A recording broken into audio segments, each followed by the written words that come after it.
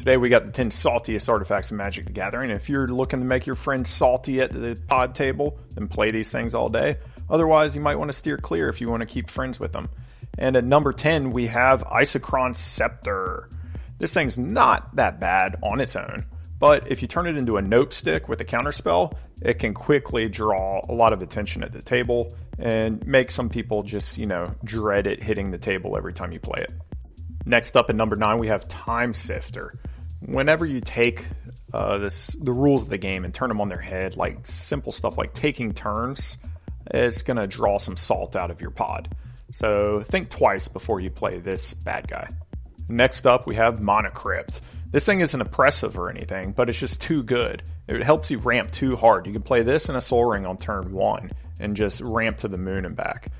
So if you're playing this, you might want to be sticking it into CEDH. There you won't see as much salt, but at a normal pod table, this thing still has a high salt score.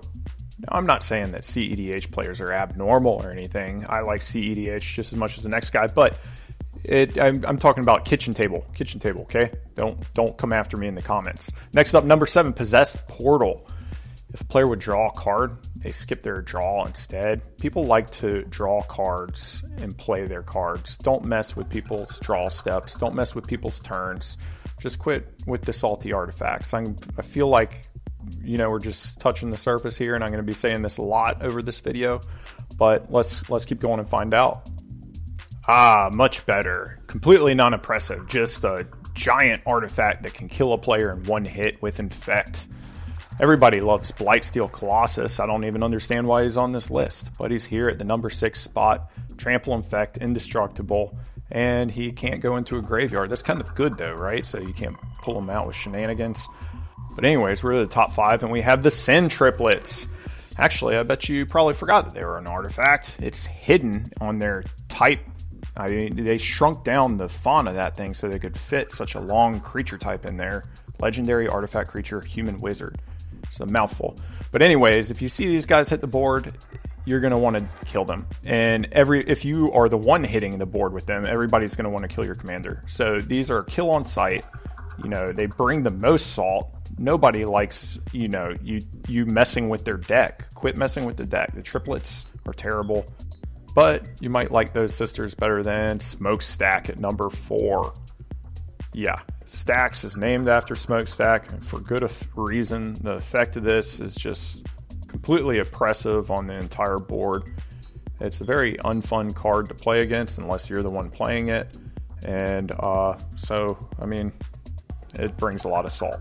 It's a salt machine maker there. Look at it. It's just pumping salt onto the ground and fumes up into the air.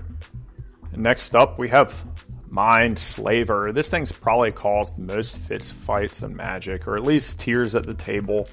It unfairly targets one specific player, so you can really lean heavily onto one player and just control them for their entire turn.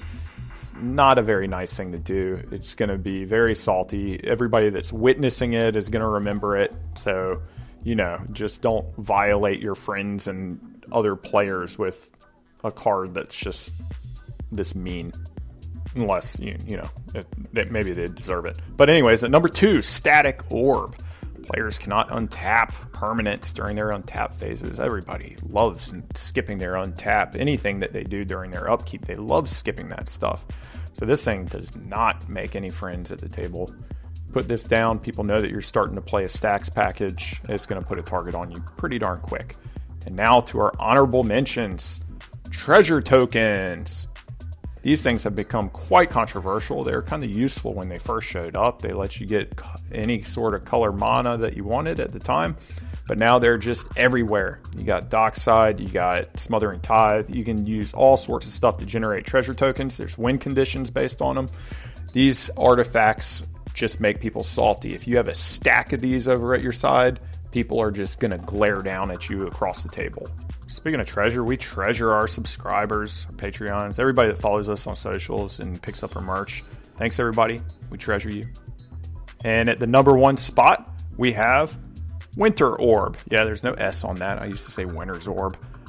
It's cheap, oppressive, can go in any deck, and it's been spreading the salt since Alpha. So I mean, it's a legacy card. Legacy doesn't necessarily mean that it's fun. So take it what you will. Take from this list what you will. We'll see you next time.